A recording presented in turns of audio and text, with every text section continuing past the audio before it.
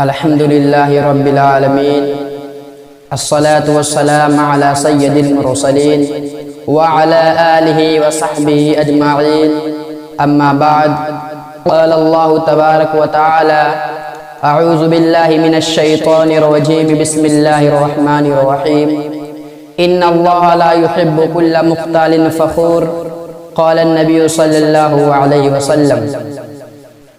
پیارے بھائیوں اور دوستوں، آج کے اس بزم خطابت میں تکبر اور اس کی خرابیوں کے متعلق کچھ واضح و نصیحت ہوگی۔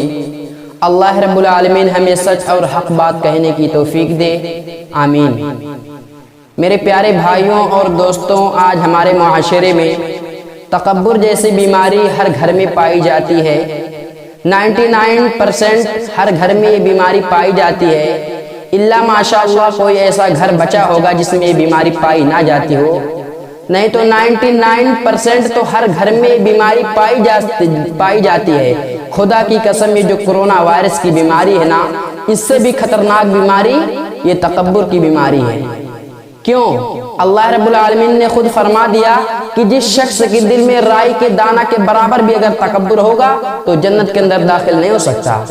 میرے پیارے بھائی اور دوستوں، آپ اندازہ لگا سکتے ہیں کہ جو رائی ہوتا ہے، آج دیہاتی بھاشا میں کہتے ہیں لاہی، جو کہتے ہیں جو سرسوں کا تیل جس سے بنتا ہے، جب اللہ رب العالمین اس کی مثال دے رہا ہے کہ جس شخص کے دل میں رائی کے دانہ کے برابر بھی اگر تکبر ہوگا تو جنت کے اندر داخل نہیں ہو سکتا۔ اللہ رب العالمین قرآن کریم کے اندر ارشاد فرماتا ہے ان اللہ لا يحب كل مختال فخور۔ آپ سبھی لوگوں کو معلوم ہوگا، جب اللہ رب العالمین نے حضرت آدم علیہ السلام کو پیدا کیا اور پیدا کرنے کے بعد تمام فرشتوں کو یہ حکم دے دیا کہ آدم کو سجدہ کریں، تمام فرشتوں نے تو اس حکم کی تعمیل کی، مگر غرور اور گھمنڈ کے نشے میں چور ابلیس نے کہا قال انا خیر من خلقتنی من نار وخلقتہ من طین، میں آدم سے بہتر ہوں، تو نے مجھے آگ اور آدم کو مٹی سے پیدا کیا ہے۔ لیکن ابلیس کا یہ گھمنڈ اسے لے ڈوبا۔ اللہ رب العالمین نے فرمایا قال فاہبط منها فما يكون لك ان تتکبر فيها فاخرج انك من الصاغرین۔ اے ابلیس، تو جنت سے نکل جا، تجھے بالکل یہ حق حاصل نہیں کہ تو جنت میں رہ کر تکبر کرے، تو ذلیل و خوار ہو کر باہر نکل جا۔ تو میرے پیارے بھائیوں اور دوستوں، تکبر اس قدر بری عادت ہے کہ اس تکبر جیسی بیماری بہت بری عادت ہے۔ یہ تکبر دراصل ابلیس کی خصلت ہے، اس کا شیوا ہے۔ اللہ رب العالمین کو تکبر کی اس قدر ناپسند تھا کہ ایک حدیث میں آتا ہے کہ ایک مرتبہ حضرت لقمان علیہ السلام نے اپنے بیٹے کو جو قیمتی نصیحتیں کی تھیں، ان میں ایک نصیحت یہ بھی تھا وَلَا تُصَعِّرْ خَدَّكَ لِلنَّاسِ وَلَا تَمْشِ فِي الْأَرْضِ مَرْحًا إِنَّ اللَّهَ لَا يُحِبُّ كُلَّ مُخْتَالٍ فَخُورٍ۔ اے میرے بیٹے، لوگوں کے سامنے گال پھلا کر نہ ملنا اور زمین پر اکڑ کر مت چلنا، کیونکہ اللہ رب العالمین رعونیت کو پسند اور گھمنڈی کو بالکل ناپسند فرماتا ہے۔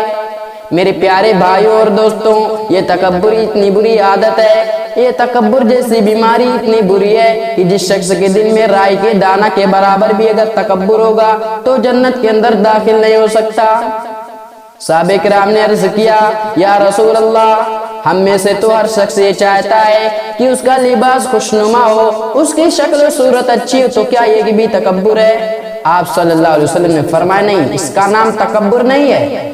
تکبر تو دراصل اس کو کہتے ہیں جو حق بات معلوم ہو جانے کے بعد بھی ہٹ دھرمی سے کام لے اور لوگوں کو اپنے سامنے حقیر جانے۔ میرے پیارے بھائیوں اور دوستوں، اس حدیث پاک سے تکبر کی خطرناکی اور ہولناکی کا اندازہ لگائیں کہ اگر تکبر جیسی بری چیز ہمارے دل و دماغ میں ہو تو ہم جنت کے اندر داخل نہیں ہو سکتے۔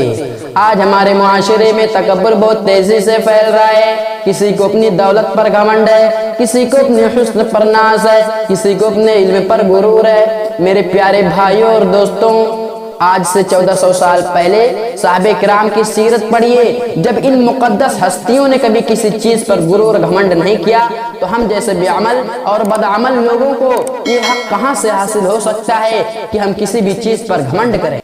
میرے پیارے بھائی اور دوستوں، ہمیں تکبر اور اس کی بیماریوں سے بچنا ہے۔ اللہ رب العالمین سے دعا کرتے ہیں کہ الہ العالمین تو ہمیں تکبر جیسے بیماریوں سے محفوظ رکھ، اور جب تک رکھ یقین و ایمان کے ساتھ رکھ، اور خاتمہ تو ایمان پر ہو۔ آمین یا رب العالمین۔ تقبل منا انک انت السمیع العلیم۔ السلام علیکم ورحمۃ اللہ وبرکاتہ۔